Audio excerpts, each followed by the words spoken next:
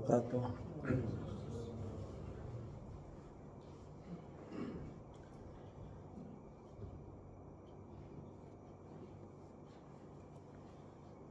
Alhamdulillah hamdan katsiran thayyiban mubarakan fi kama yuhibbu rabbuna wa yarda. Wa asyhadu an la ilaha illallah wa la syarika lah. Wa asyhadu anna Muhammadan 'abduhu wa rasuluh. Ya ayyuhalladzina amanu taqullaha haqqa tuqatih wa la tamutunna illa wa antum muslimun. Allahumma shalli wa sallim ala nabiyyina Muhammad, amma ba'd.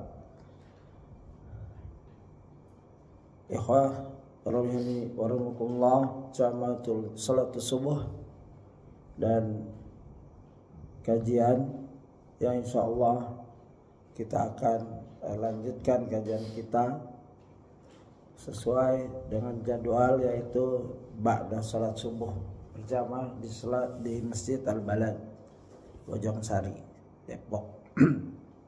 Kita lanjutkan di kajian yang ke-56 atau 57 sekitar itu. Ya, dimana kajian ini saya berusaha untuk live, ada request dari teman-teman tempat yang jauh, tapi kelihatannya kurang sukses ini tempat sini. Ya, sabar ya.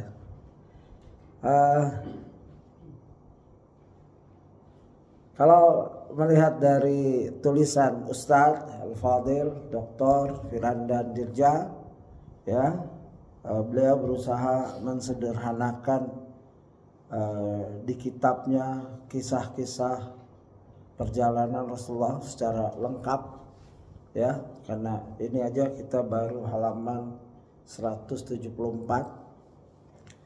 ya, 174 masih di bagian ya tentang zaman kegelapan sebelum Rasulullah diutus, yaitu zaman fatrah.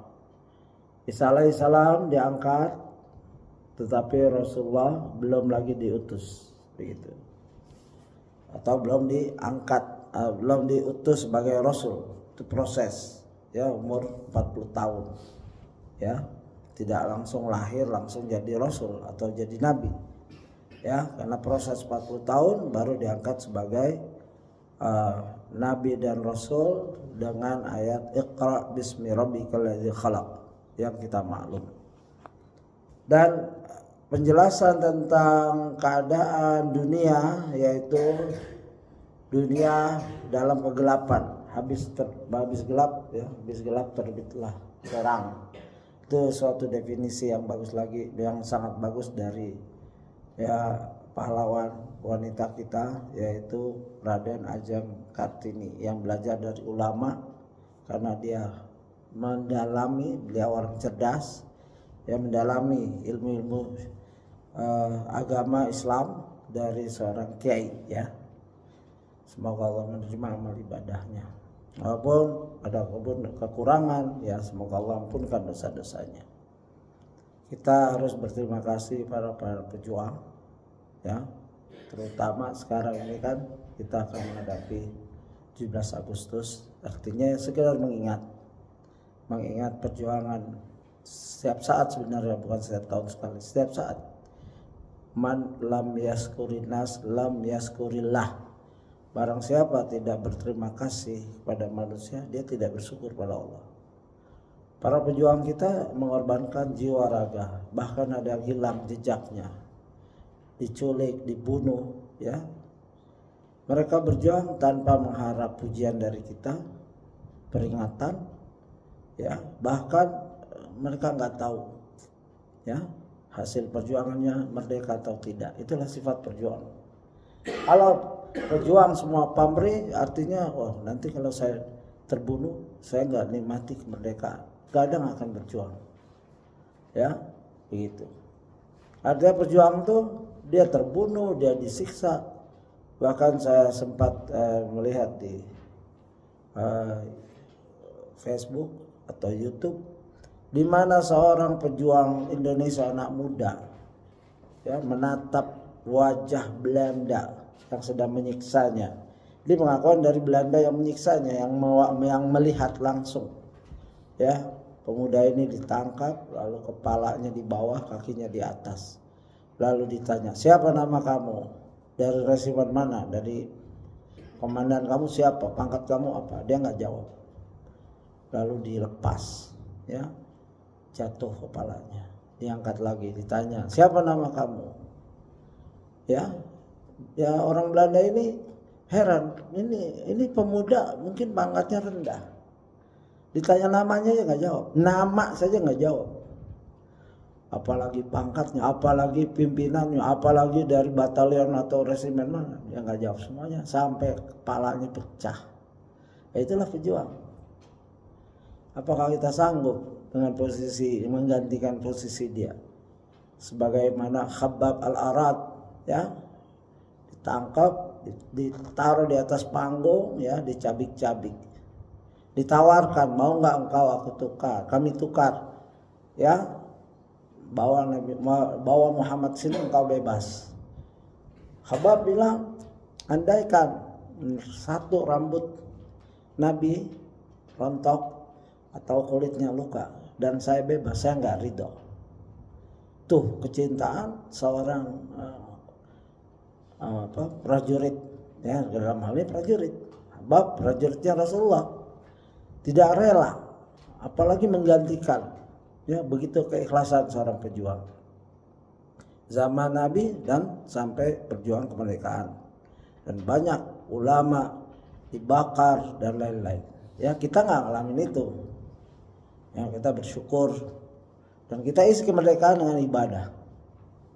Ya, terima kasih pada Allah dengan ibadah, mensyukuri nikmat kemerdekaan di mana kita bisa ngaji bebas, baca Quran bebas, sholat berjamaah bebas. Di bagian lain di Uyghur, sholat berjamaah nggak ada, puasa tidak ada, masih ada sekarang. Ya, di belahan yang negeri lain, ya, seorang nggak boleh beribadah sembarangan. Ya, inilah. Jadi perlu disyukuri segala nikmat yang kita dapatkan di hari-hari kemerdekaan kita. Dan kita berlindung pada Allah agar Indonesia tidak terjajah lagi. Karena capek dijajah, tidak merdeka. Ya, gitu. Baik. Kita sampai ke 174 di mana ini bagian dari bahasan salah satu bangsa yang dimana Nabi Muhammad SAW dilahirkan, yaitu Jazirah Arab. Kita sudah bahas Romawi, Persia, Eropa Utara, Cina, India, ya, dan lain-lain. Dalam, ya, pada sisi kegelapan mereka. Sekarang Jazirah Arab, kita sudah sampai di halaman 174. Boleh yang ada HP-nya silahkan dibuka, ya, kita baca bersama. Karena Ustadz menjelaskan di Jazirah Arab ini berlembar-lembar, ya, ada 5-10 lembar lebih. Ya, Habasyah dijelaskan cuma sepertiga halaman, ya. Jadi memang karena Rasulullah diutus di Jazirah Arab, ya. Wa Arabiyun, beliau sallallahu alaihi wasallam orang Arab, ya, begitu. Pada saat itu Arab menyembah Tuhan selain Allah bersama Allah, ya. Penduduk Jazirah Arab itu menyembah berhala disertai keimanan pada Allah Jalla Jalaluhu. Mereka beriman pada Allah tapi menyembah, di samping itu menyembah berhala. Kenapa mereka beriman pada Allah? Mereka percaya, ya, Allah menciptakan dan lain-lain. Walain sa'altahu man khalaqas samawati wal ard la yaquluna Allah. Jika engkau tanya, ya, wahai Muhammad, kepada kaum Quraisy, siapa yang menciptakan langit dan bumi? Mereka jawab Allah. Ya. Makanya ayahnya Nabi Abdullah, hamba Allah. Ya. Gitu. Tapi ada di masa itu hamba Uzza, Abdul Uzza, seperti Waraqah bin Naufal. Waraqah bin Naufal salah satu segerintir, ya, baqaya min ahlil kitab, Karena Allah marah pada orang-orang ini. Pada zaman itu orang-orang baik terpencar. Ya, ada yang di Eropa, ada yang di Najasi, ya, Habasyah, ada yang di Arab. Di antara orang yang ada di Arab adalah Waraqah bin Asad bin Naufal, ya, bin Abdul Uzza. Lihat namanya, Abdul Uzza. Imam Muhammad bin Ismail Al-Bukhari bin Bardizbah, seorang kakek-kakeknya Majusi. Dan Imam Bukhari bukan orang Arab, ya. Allah marah, ya, wa inna Allah nazara, ya, ahlul ard, ya, famaqatahum arabiyyun wa azamiyun. Allah melihat di muka bumi ini seluruh penduduk bumi, dan Allah marah kepada Arabnya dan non-Arab. Karena apa? Ya karena itu, dari segi akidah, akhlak, muamalahnya ribawi. Di sini jelaskan orang Arab pada saat itu pada ini ribawi, ya, dan lain-lain. Ya, buruk sekali. Allah sangat-sangat marah. Begitu.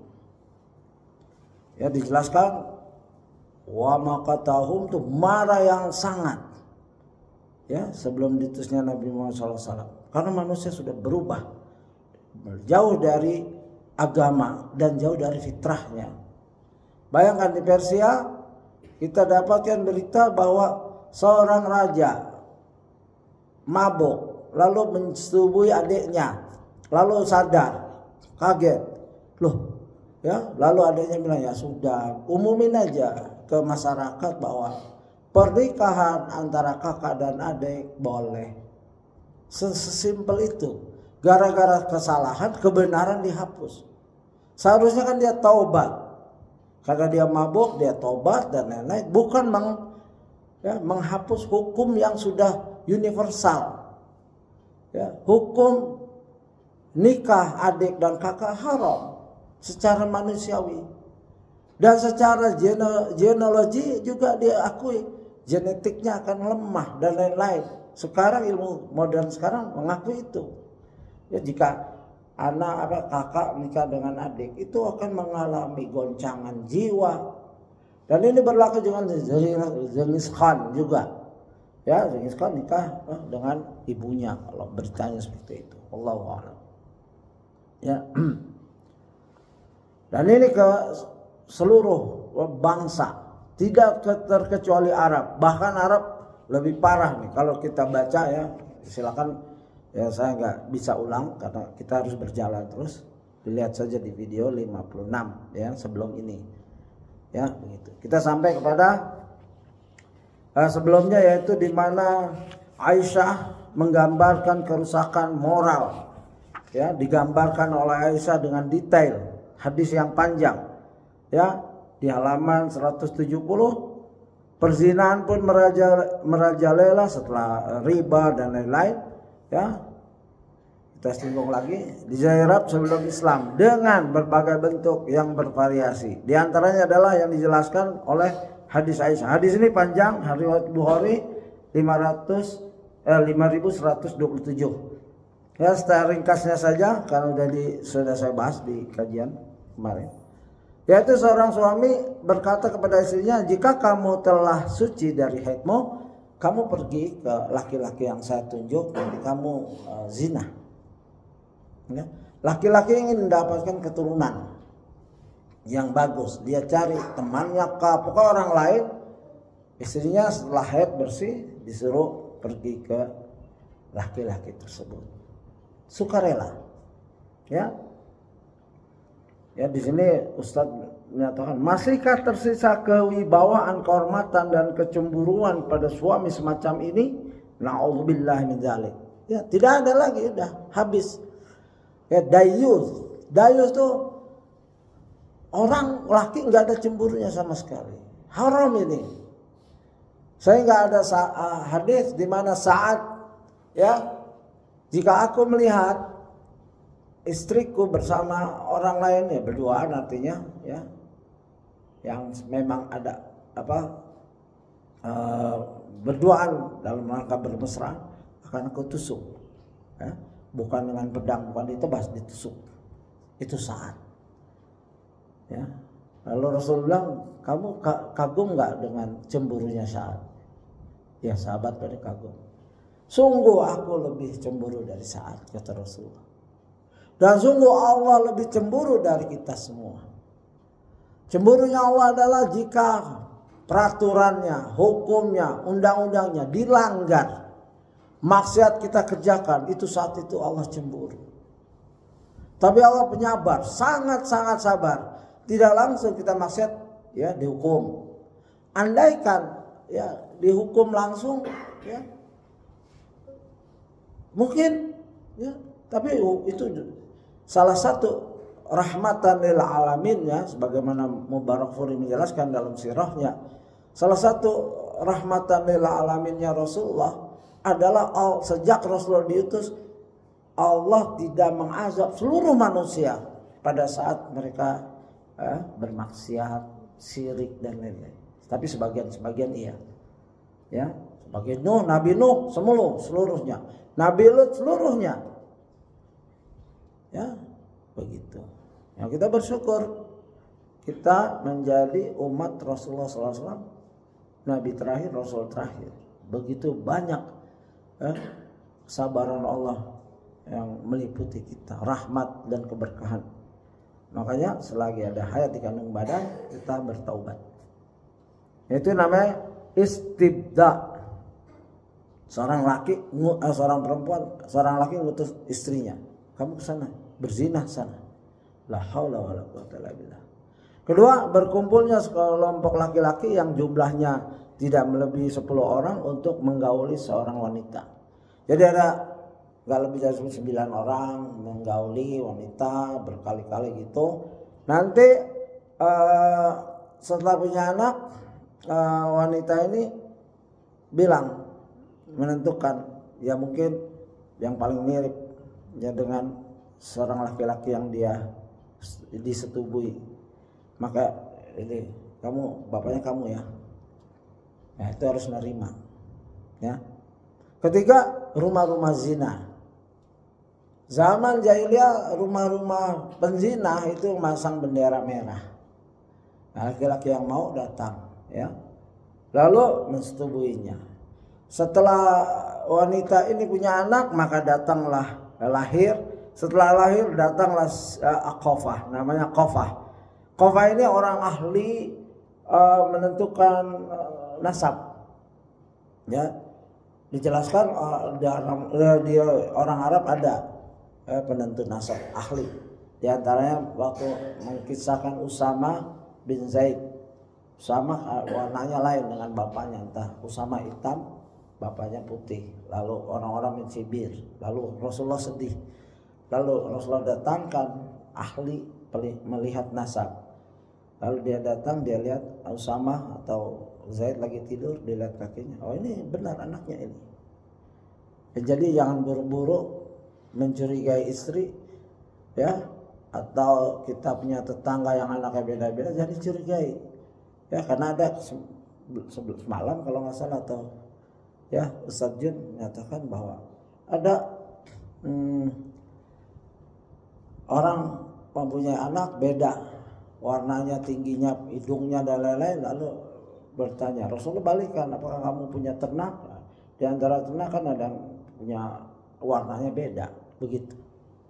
Ya, tidak boleh kita mencurigai satu keluarga yang anaknya beda-beda.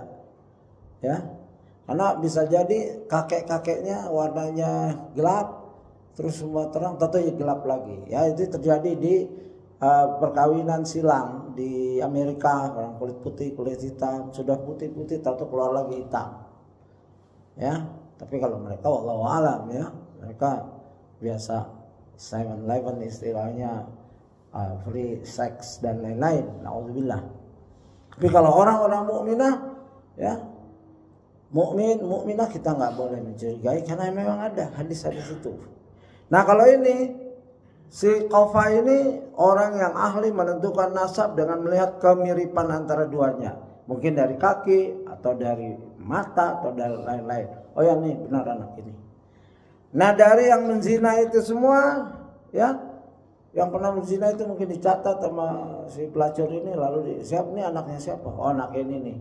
Itu si kofahnya ya, si kofah ahli nasab itu yang menentukan. Kamu jaga ini. Ya silakan ya, urus. Kalau sekarang ya urus dia tuh nepinya, susunya dan lain-lain. Tanggung jawabnya di situ maksudnya. Ya. Begitu rendahnya nilai wanita. Ya. Dan itu yang ketiga. Ya 1, 2, 3 jenis perzinahan ini zaman jahiliyah dan ada sampai sekarang. Nauzubillah, ada sampai sekarang. Tapi zaman ibu nggak boleh kita sebut zaman jahiliyah. Ada buku Muhammad Kutub menulis jahiliyah abad 200 2000 begitu. Itu tidak boleh. Ulama menentang itu. Ya, ini udah bukan zaman jahiliyah, ini zaman Rasul diutus. Ini umat Nabi, tapi masih ada pelaku-pelaku jahiliyah itu saja. Seperti Abu Dzar radhiyallahu anhu. Ya, kita bebas dari, kita tidak boleh mengkritik sahabat. Tapi yang dihadirkan oleh asar, hadis, kita kutip boleh. Ya, Abu Dzar pernah keluar kata-katanya kepada Bilal dan lain-lain tentang warna kulitnya. Ya, Rasulullah tegur, kamu masih ada bau jahiliyah. Ya, makna hadis seperti itu. Ya, Abu Dzar ditegur. Sejak itu Abu Dzar pakai baju sama dengan yang dia kritik. Kalau nggak salah Bilal. Dia pakai baju sama dengan Bilal, ya, begitu. Tobatnya seperti itu sahabat, ya, begitu. Atau menghina fisik, seperti Abdul Mas'ud pernah naik, kelihatan betisnya yang kecil, diketawain. Rasulullah marah, ya, kamu tahu itu betisnya lebih berat dari gunung Uhud. Rasulullah membela sahabat-sahabatnya. Dan pernah salah sahabat dua, ya, Khalid bin Walid dan Abdurrahman bin Auf. Khalid bin Walid agak ribut dengan Abdurrahman bin Auf. Rasulullah marah. La tasubu ashabi, jangan kamu marah, jangan kamu mencaci sahabatku. Jadi sahabat itu ada tingkatan. Ya, orang-orang awal, sabiqunal awwalun minal muhajirin wal ansar, itu punya posisi sendiri. Ya, begitu. Ini sedang menceritakan tentang keadaan manusia dari segi fisik, kedudukan, kita harus hormati. Nah, kalau sekarang ini banyak orang sudah merdeka. Saya pernah kemarin mengutip kata-kata Hindun dalam baiatnya.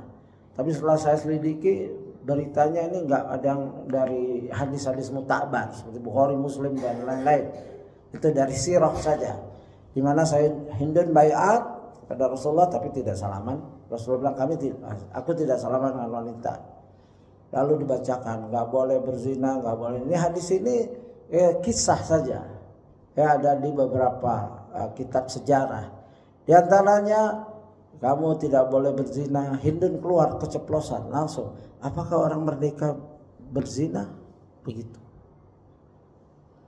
Andai karena di sini sahih atau berita ini sahih, begitu mulianya. Ya, enggak semuanya rusak orang Arab. Karena ada orang-orang Arab yang terjaga fitrahnya seperti Abu Bakar, Umar, Utsman, Ali itu terjaga. Mereka hidup di zaman jahiliyah. Tapi ya berlian-berlian. Walaupun di bawah lumpur, berlian tetap berlian. Ya, kalau kotoran ya kotoran, walaupun ya jatuh di dekat hidangan kita, pasti kita singkirkan karena kotoran. Ya, tempatnya bukan di sini, bukan di meja makan. Begitulah, ya. Tapi kalau Abu Bakar itu berlian, Hindun kaget. Apakah orang merdeka berzina? Biasa yang berzina itu budak-budak. Ya, karena nggak ada pilihan budak, mau nikah nggak merdeka dan lain-lain, ya. Begitu. Dan juga kebiasaan jahiliyah mewariskan istri. Misalkan seorang punya istri, ya. Terus dia meninggal, anaknya boleh menikahkan istrinya.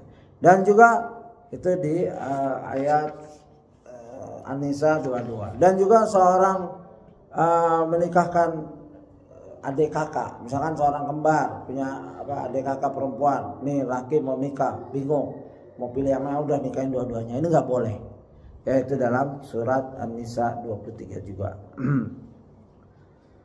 Dan juga itu banyak masalah pernikahan dibahas oleh Ustadz, sampailah di halaman 174 saya bacakan saja karena yang lain sudah dibacakan.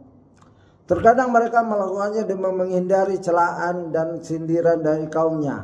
Terkadang juga disebabkan aib pada tubuh atau warna kulit anak wanitanya.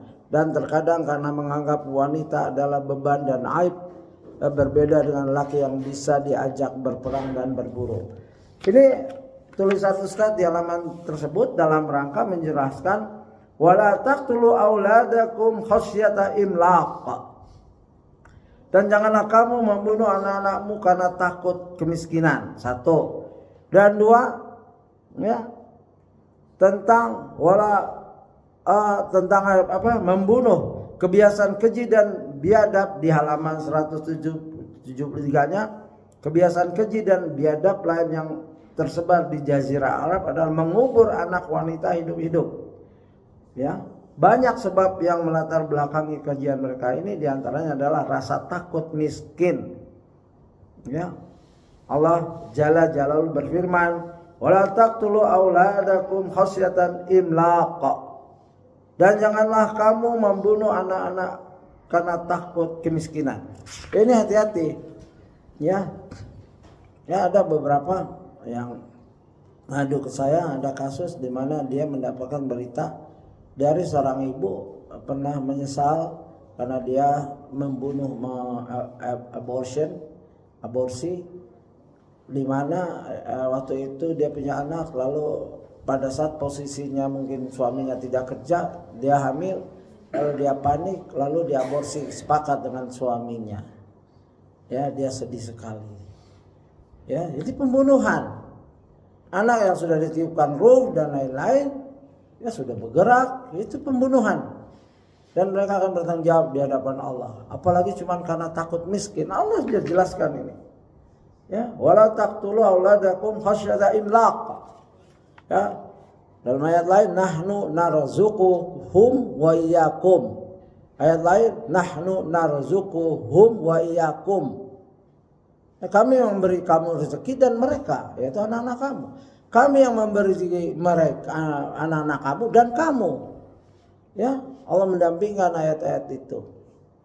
Ya, begitu. Dan mereka membunuh salah satu wanita.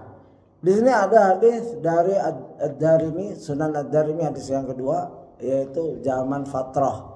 Di mana ini sering disebutkan bahwa Ustadz Firanda alhamdulillah menyebut itu, alhamdulillah saya bersyukur, beliau menyebut bahwa Umar dalam membunuh anak perempuan itu tidak benar. Umar tidak pernah ada berita yang sahih pernah membunuh anak perempuannya. Tapi ada berita tidak disebut siapa di hadis Sunan Ad-Darimi yang maknanya, ya dia seorang ini bercerita di depan Rasulullah, ya Rasulullah, aku pernah punya anak begini-begini. Rasulullah dengarkan dengan khusyuk. Tapi hadis ini hadis yang bersendirian. Ad-Darimi meriwayatkan, tidak ada kitab-kitab lain. Setelah saya selidiki juga, tidak ada di kitab lain. Tapi perawi hadis ini thiqah, artinya matanya boleh kita pegang, ya, sebagai sejarah. Di mana seorang ini bercerita, anak itu lahir perempuan, lalu aku sudah besar, aku ajak bermain-main ke padang pasir, ya. Lalu dia megangin tanganku, setelah itu aku menggali, ya. Setelah aku gali, aku lihat, ini untuk apa ayah? Abi, ini untuk apa?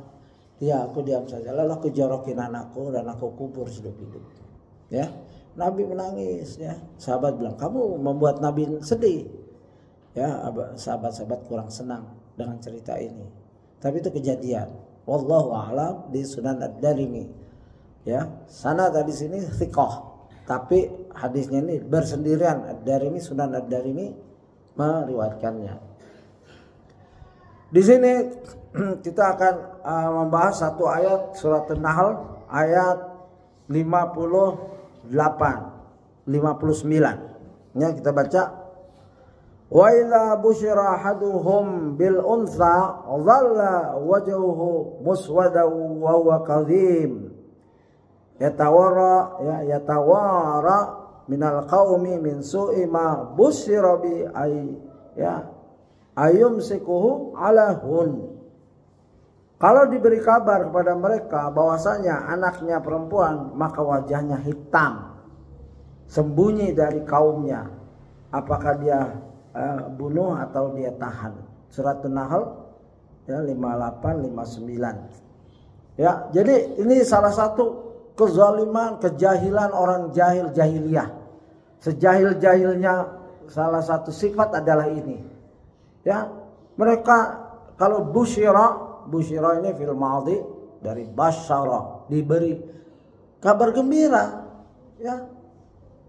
Ada busyira, ada basyara, ya, munafikin, ya, basyara munafikin, ya, ilal jahannam.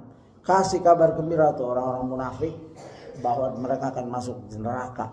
Ini sindiran, ya, sarkastik, ya, sarkasm. Dikasih kabar gembira tapi neraka. Tapi ada ya absyir, ya, satu saat kalau kita mohon, Ustaz undang saya ada orang absyir, itu artinya ya insyaallah, ya, berita gembira. Nah di sini wa idza busyira ahaduhum bil unsa, jika diberi kabar kepada mereka dengan kelahiran wanita, dhalla wajhuhu muswaddaw, ya, berubah, ya, wajahnya menjadi hitam. Muswadda dari sauda, aswad, muswadda menjadi hitam, ya. Sembunyi, ya. Wa huwa kadzim, dan dia marah yang besar, begitu. Dan ini sifat jahiliyah dan nggak boleh kita pelihara, ya. Kalau kita punya anak perempuan, ya, kita bersikap seperti itu sifat jahil yang masih ada pada kita. Kita beristighfar kepada Allah, ya. Bahkan kelebihan anak-anak wanita diangkat oleh Allah melalui surat An-Nisa dan dilebihkan dengan hadis-hadis, ya. Nanti ada di sini dibahas. Ya, jadi ini sifat wa kazim, dan dia sangat marah, sakitu min syiddati ma huwa fihi minal huzn, yaitu dia diam.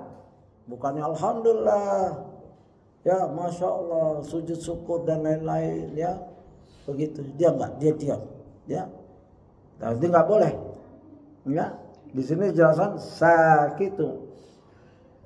Ibnu Katsir menjelaskan sakitun min syiddah, diam karena sangat sedih. Bayangkan punya anak kok sedih, ya. Bahkan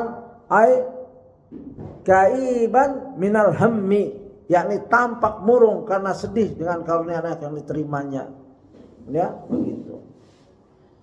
Busyira diberi kabar gembira. Takutlah orang kalau diberi kabar gembira tuh marah, ya. Biasanya kan, ya, suster bila kabar gembira Pak, sudah lahir anaknya, begitu kan, kita senang, alhamdulillah, begitu. Disebutkan bahwa pada zaman dahulu pernah terjadi peperangan antara dua kabilah besar dari bangsa Arab. Ya, di akhir pertempuran putri dari kepala kabilah A ternyata tertawan oleh kabilah B. Singkat cerita, semasa ditawan wanita tersebut pun jatuh cinta kepada salah seorang musuh, ya. Hingga akhirnya keduanya memutuskan untuk menikah. Mengetahui hal itu, sang ayah pun sangat malu dan murka dan memerintahkan putrinya untuk kembali dan meninggalkan pujaan hatinya tersebut. Si wanita yang sudah terlanjur jatuh cinta dan menikah pun menolak perintah sang ayah. Akhirnya dengan penuh amarah, sang ayah bersumpah bahwa jika kelak kembali dianugerahkan anak perempuan, ia akan membunuhnya. Ia tidak ingin aib seperti itu terjadi lagi. Akhirnya sumpah ini pun menjadi kebiasaan turun-menurun setelah itu. Dan teruslah anak wanita dianggap sebagai kehinaan dan aib. Jadi ada kisahnya, ya, perang AB, ya, lalu ditawan wanita yang sifatnya lemah, ya, dia nggak tahu serigala berbulu domba, musuh ini cintai juga, ya, ditawan jadi dicintai. Akhirnya nikah, marah bapaknya. Bapaknya bersumpah kalau ada wanita saya bunuh karena akan bikin aib. Nah, sejak itu jadi uruf kebudayaan bangsa itu, bangsa Arab ini, ya. Jadi ada alasan. Alasannya gengsi, moral kesombongan. Ya, gitu. Terkadang mereka langsung membunuh anak wanita ketika baru lahir, dan terkadang mereka membiarkannya tumbuh dan baru dibunuh saat anak laki-laki yang hendak menikahinya. Kadang-kadang dipakaikan pakaian laki-laki, ya, sampai bapaknya curiga, kadang-kadang nggak dikasih tahu. Sampai besar dia itu tampak kewanitaannya baru dibunuh karena mungkin ada laki-laki yang ingin melamarnya, begitu. Wa iza maudatun su'ilat bi ayyi dzambin qutilat. Ini ayat ini benar-benar menggugah kita. Ya, karena dan apabila bayi-bayi perempuan yang dikubur hidup-hidup ditanya karena dosa apakah dia dibunuh, ya, surat Takwir. Ya, silakan kalau ada waktu silakan dibaca tafsirnya, ya. Begitu. Dan ini merupakan bukan kisah, ya, bukan khayalan. Ini kejadian nyata sehingga Allah abadikan. Ya, Allah, buku sejarah yang paling baik adalah kitab Quran. Di mana kitab Quran Allah nggak akan melencengkan sejarah itu. Kalau sejarah tulisan manusia tergantung pesanan. Ya, ada istilah the winner who wrote the history. Pemenang yang menulis sejarah. Ya, seperti Amerika, Rambo bisa menghancurkan Afghan sendirian. Padahal di Afghan, ya, saksi orang yang di Afghan, orang Amerika penakut. Banyak video-video itu. Tapi karena dia pemenang, dia tulis tuh. Ya. Tapi Allah tidak ada kepentingan dengan manusia. Dia bongkar semua. Allah Rabbul Alamin yang menciptakan mudah. Ya. Wa idza mau'udatun su'ilat, dan apabila bayi-bayi perempuan yang dikubur hidup-hidup ditanya. Bayi ditanya. Ya, begitu. Dan penjelasannya silakan, ya, baca tafsir.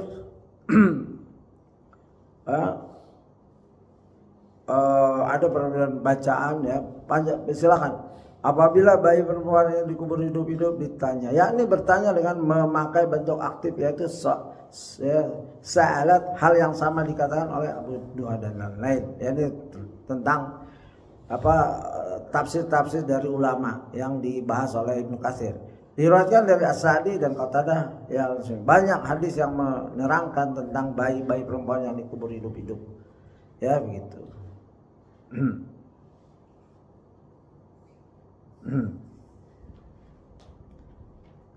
Dan hendaklah kita mengambil ibrah pelajaran ini sampai sekarang. Ya. Al-Quran itu memberi sirah dalam rangka tidak diulang yang jahat-jahat seperti ini. Jangan, ya, nanti akan ditanya di aborsi gara-gara lahir anak perempuan atau cacat yang, ya, ada cacat sedikit langsung dikubur. Ya, bahkan ada yang ngadu ke saya tentang seorang punya tetangga, istrinya itu bermain dengan laki-laki lain kalau suaminya pergi.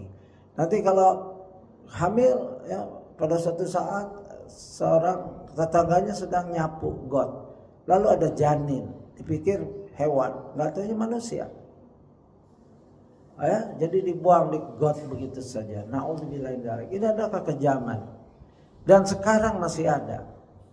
Ya. Di halaman 175, Ustaz, perlu dicatat bahwa kebiadaban ini merupakan kebiasaan sebagian orang Arab, bukan seluruh orang Arab. Ya, itu catatan. Bukan seluruh orang Arab seperti itu. Karena Hindun saja kaget. Kalau memang kisahnya Hindun waktu bayat itu benar, saya sudah selidiki, belum dapat yang sahih. Itu ucapan maknanya itu benar. Apakah orang merdeka itu berzina? Begitu kaget dia. Hindun terkenal, ya, musuh Islam.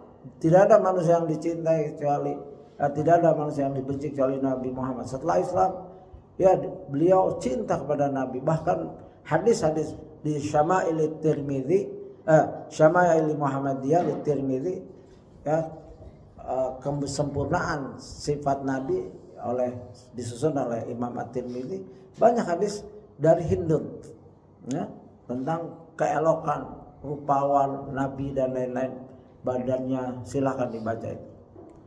Oleh karena itu tidak ada di antara para sahabat yang pernah melakukan hal semacam ini di masa jahiliyah. Ini jadi tidak ada sahabat yang membunuh anaknya, tidak ada. Adapun riwayat yang menyebutkan bahwasanya Umar radhiyallahu anhu, ya, pernah membunuh anak wanitanya, maka ia adalah riwayat palsu yang tidak benar. Biasanya riwayat-riwayat ini dari Syiah Rafidah menyudutkan, menyerang sahabat dari kisah-kisah ini. Makanya dalam baca sejarah perlu teliti, perlu dapat petunjuk dari orang ahli hadis. Alhamdulillah penulis kita ini Ustadz Firanda S1-nya hadis. Dia biasa menyelidiki sanad dan lain-lain, nggak main-main. Sama dengan Ustadz Abu Yahya. Ya S1-nya hadis, S2-nya akidah, S3-nya akidah. Jadi alhamdulillah Ustadz kita ini hampir komplit, ya. Gitu. Dia bertanggung jawab nih. Ya. Nah, di Ad-Darimi, hadis di Ad-Darimi yang bersendirian itu bukan sahabat, tidak disebutkan namanya, majhul. Saya belum lihat sarahnya, tapi saya cari memang tidak disebutkan, dan hadisnya itu pun diperselisihkan, ya, walaupun sanadnya thiqah semua, gitu.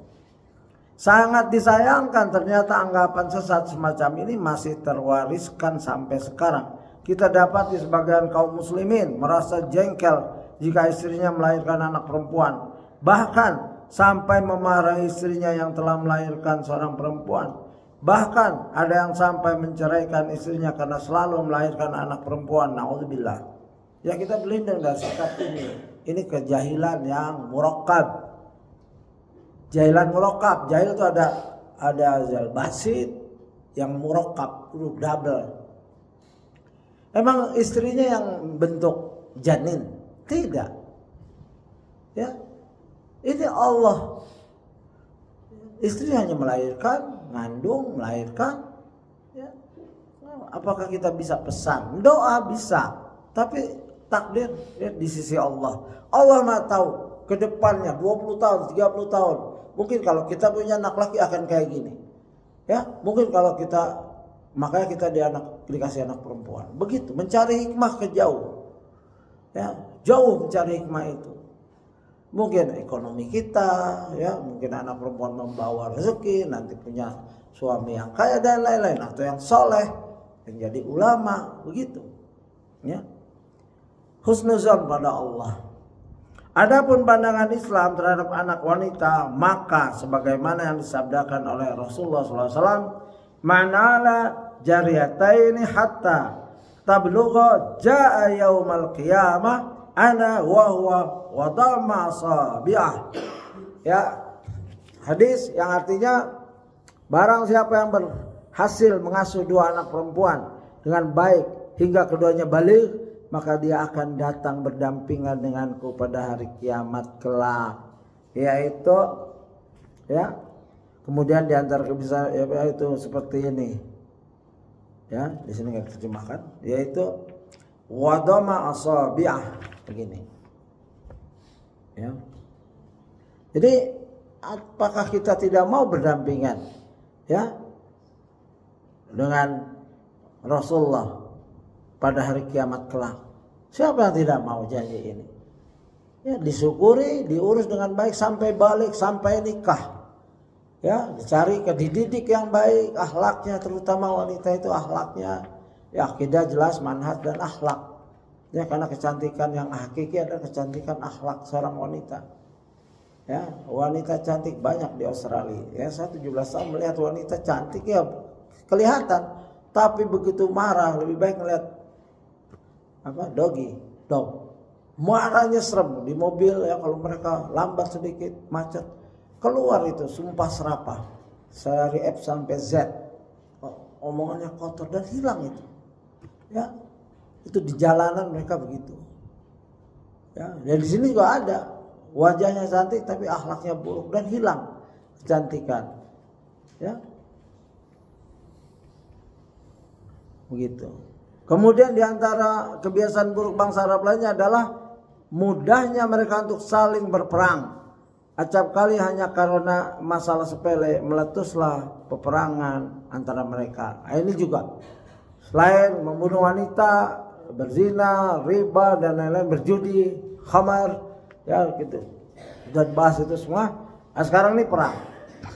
Di halaman 176.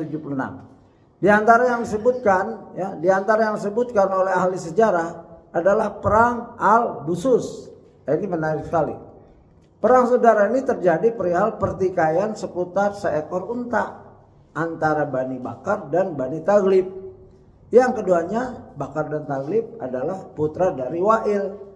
Dikisahkan bahwa pimpinan Bani Bakar memukul seekor unta milik seorang wanita dari Bani Taglib.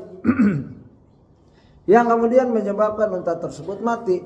Si wanita tersebut pun marah dan marahlah seluruh sukunya bersamanya.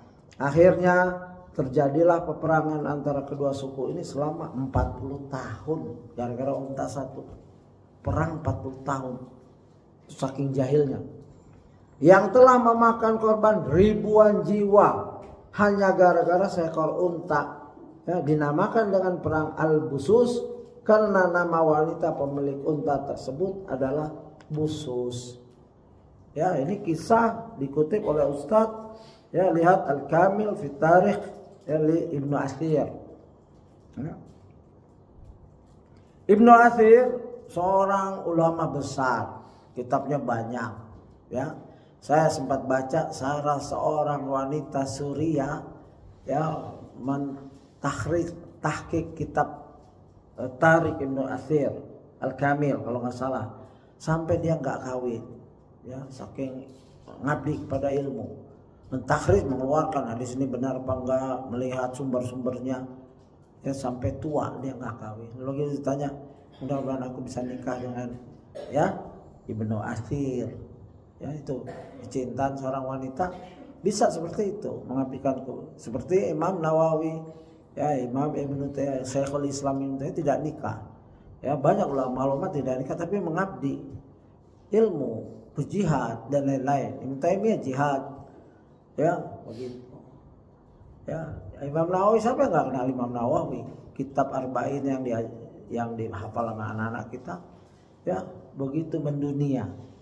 Ya, karena keikhlasan. Riyadhus Shalihin. Imam Nawawi terkenal kitabnya. Riyadhus Shalihin, Arba'in, kalau kalangan awam Arba'in, Riyadhus Shalihin. Kalau kalangan ahli ilmu, Al-Minhaj, Syarah Sahih Muslim. Ya, orang awam paling tinggi Al-Azkar, ya begitu. Lihat peperangan gara-gara satu wanita dan ontaknya. Ini kan merugikan. Ya, hati-hati, wanita ini bisa penyulut peperangan. Ya. Dan ada khalifah pernah mendengar dulu kejayaan Islam, ada khalifah mendengar kalau nggak salah di suatu daerah kekuasaannya ada wanita dilecehkan oleh bangsa Yahudi. Lalu wanita ini teriak, "Wa Islama, wa Islama." Khalifah bilang, "Kamu urus itu yang melecehkan wanita. Kalau kamu tidak urus, akan aku kirim pasukan yang tentaraku ini akan dari tempat dudukku sampai ujung rumahmu itu." Itu kekuasaan. Sekarang wanita dilecehkan gara-gara dia diperkosa di Palestina, dibom, diperkosa di penjara-penjara yang dari muda cantik sampai keluar tua sudah hilang ingatan. Ya, ini nggak bisa apa-apa umat Islam. Ya, pemimpin-pemimpin Islam juga semoga Allah ampunkan kita dosa kita semua. Padahal gagahnya Islam, ya waktu wanita dilecehkan di ujung negara mana, aku akan kirim ya wa Islama, dia teriak wa Islama, wa Islama. Ya, wahai Islam, mana orang Islam nih? Aku dilecehkan. Khalifah bilang akan aku kirim tentara dari tempat dudukku sampai rumah kamu tuh.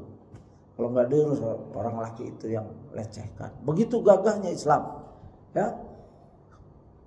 Ya sekarang dalam keadaan tertindas, bersabar. Ya. Kita berjihad dengan pimpinan yang sah, presiden atau amir atau raja. Dengan bendera mereka, dengan logistik mereka. Ya, begitu. Peperangan ini hobi Arab, ya gara-gara onta, gara-gara wanita, ya perang terus. Yahudi juga, gitu. Antara suku. Peperangan lainnya yang sejenis adalah perang Dahis wal Ghabra, yang berawal dari pertikaian seputar 2 ekor kuda.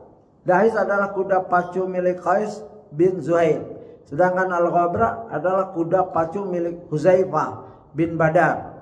Dikisahkan bahwa pada suatu ajang balapan, Huzaifah bin Badar meminta sekelompok orang untuk mencederai Dahis jika ia mendahului Al-Ghabra. Tatkala Dahis hampir mencapai garis finish, mereka pun memukul wajah Dahis hingga ia tersungkur jatuh. Akhirnya menanglah Al-Ghabra milik Huzaifah bin Badar. Setelah perlombaan selesai, terjadilah peperangan antara kabilah 2 pemilik kuda tersebut, yaitu kabilah Abas dan Zibyan, yang memakan korban ribuan gara-gara kuda. Ya. Di sini Ustadz mencetuskan rasanya ini sejenis dengan apa yang terjadi zaman ini, seperti berbagai pertengkaran dan peperangan yang terjadi hanya gara-gara pertandingan bola antara daerah, bahkan negara saling mengejek bahkan membunuh hanya demi membela tim kesayangannya. Alangkah memalukannya fenomena seperti ini, ya semacam ini. Hati-hati para fan ya, fan. Nggak boleh fanatik sama bola sampai perang. Ya, ajib. Ya. Kuda sampai perang. Onta 1 sampai ribuan, 40 tahun perang. Dan nanti jika ada Piala Dunia keberapa tuh saya nggak tahu, nggak ngitin. Indonesia perang lawan Malaysia gara-gara kalah bola. Malaysia misalkan, Indonesia yang kalah gitu kan. Nggak boleh ya akhi, bukan jihad itu, bukan jihad. Ya, bola ya bola. Bola tahu kan? Kenapa direbutin satu, bisa beli masing-masing. Ya, mainin sendiri di rumah. Nggak seru ya? Ya udah, itu sekitar itu maksudnya. Dia mainan laib. Makanya ada buku ulama ngarang khusus masalah bola. Ya, khusus Syekh Masur Al-Saman kalau nggak salah. Ya sudah diterjemahkan. Ya, artinya nikmati saja. Kalau belum bisa meninggalkan, saya tahu Ustadz yang masih belum meninggalkan, kita sama-sama ngisi kajian. Ya, beliau orang alim. Ya saya harus persiapan kayak gini. Beliau nonton bola. Tapi ilmunya lebih banyak dari saya. Ya saya bilang, Ustadz nggak nyiapin. Khair insyaallah. Tapi alim, ya. Begitu ya, soalnya kan susah, harus buka, harus terjemahan lagi, ya beda ini, beda level. Tapi dia masih nonton bola, ya saya nggak berani menghukumnya. Ya, sekedar hiburan, nggak pakai taruhan, nggak pakai perang, apalagi apa itu kayak orang Jerman tuh, apa tuh? Jerman tuh yang udah sampai berapa? Ya saya lupa itu istilahnya. Ya, itu kayak agama. Ya saya pernah tinggal di Australia. Maaf saya memang pengalaman saya di Australia. Jadi kalau menyebut pengalaman nih, itu mereka berbondong-bondong. Itu kayak agama.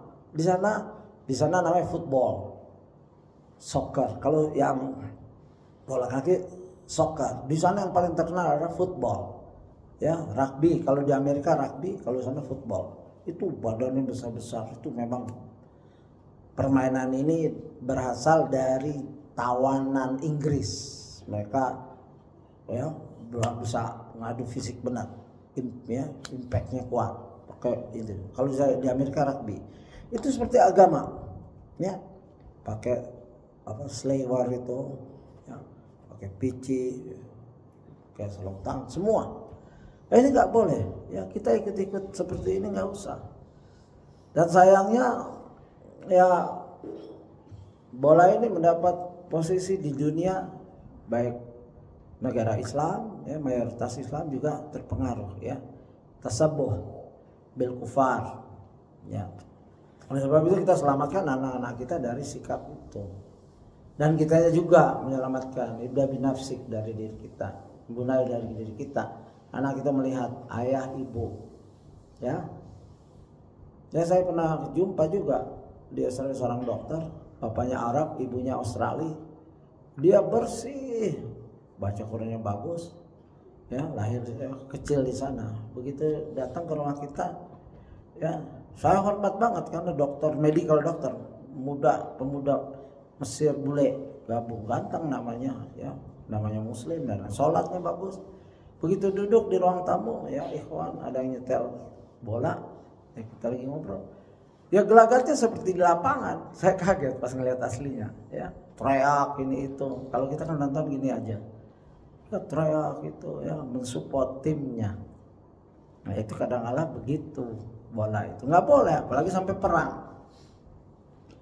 Kaum musyrikin Arab juga mengklaim bahwa malaikat adalah putri-putri Allah, maha suci Allah, ya jalla jalaluhu, dari apa yang mereka ucapkan. Allah Subhanahu wa taala berfirman tentang mereka, wa yaj'aluna lillahil banati subhanahu wa lahum ma yastahun. Dan mereka menetapkan bagi Allah anak-anak perempuan maha suci Allah, sedang untuk mereka sendiri mereka tetapkan apa yang mereka sukai, yaitu anak laki-laki.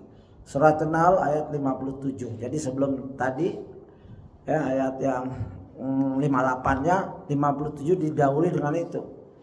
Ya, orang musyrik ini jahat sekali. Mereka nggak senang anak perempuan, tapi Allah katanya punya anak perempuan, yaitu para malaikat. Yang mereka nggak senang dikasih ke Allah. Sangat-sangat culas mereka nih otaknya, rusak, logikanya rusak, perasaannya rusak. Ya, bagaimana Allah nggak murka? Di antara gambaran kondisi Jazirah Arab, ya sebelum datangnya Islam adalah apa yang diucapkan oleh Ja'far bin Abu Thalib radhiyallahu di hadapan Raja Najasyi. Dan ini saya pernah bahas sedikit di penjelasan Habasyah karena singkat sekali. Ya, ini panjang. Jadi kita tutup sampai sini. Mungkin jika ada pertanyaan, masih ada 3 menit, silakan. Jika tidak ada, saya tutup. Ya, jadi apa yang kita kaji dalam sirah ini, ya ingat kembalikan kepada muqaddimah. Ustadz Firanda masuk kepada orang yang tidak terlalu ketat sebagaimana Nasaruddin Albani. Nasaruddin Albani punya kitab namanya Sirah Nabawiyah yang sedikit sekali. Karena yang soheh-soheh saja, dan itu haknya Albani. Ya, artinya menjadikan rujukan. Beliau Ustadz Firanda di muqaddimahnya menyatakan kalau saya menulis yang soheh-soheh saya sudah ditulis oleh Albani. Karena kalau Bapak ada waktu coba buka namanya Tarikh At-Tabari, sudah ada PDF-nya. Itu ada 11 jilid, ya segini mungkin 11 jilid. Dan diterjemahkan tahun 80 atau berapa di UNESCO. Seorang scholar dari luar negeri, orientalis, dia menerjemahkan, dia ahli bahasa Arab, disetujui oleh UNESCO. UNESCO tadi mau menerjemahkan buku-buku Persia, tapi itu diajukan ya oleh seorang ahli bahasa.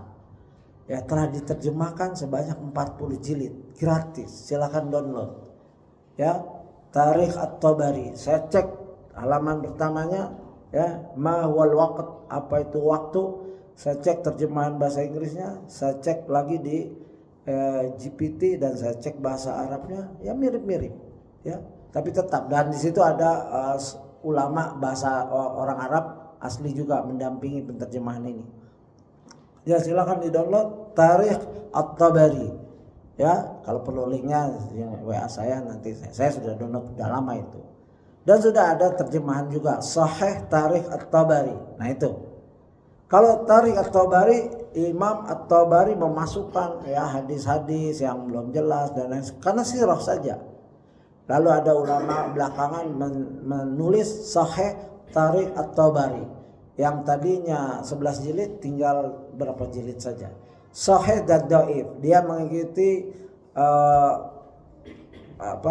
caranya Albani, di mana Sahih Ibnu Hibban, Sahih Sunan Abi Daud dan Dhaif Sunan Abi Daud. Jadi yang Dhaif, yang Sahih dipisahkan. Nah begitu ulama terakhir ini cuma 4 jilid, sudah diterjemahkan, silakan baca ya. Begitu biar memuaskan keingintahuan kita. Yang belum mampu silakan baca terjemahannya ya. Sekarang udah alhamdulillah alat penterjemah banyak, jadi bisa lihat aslinya juga.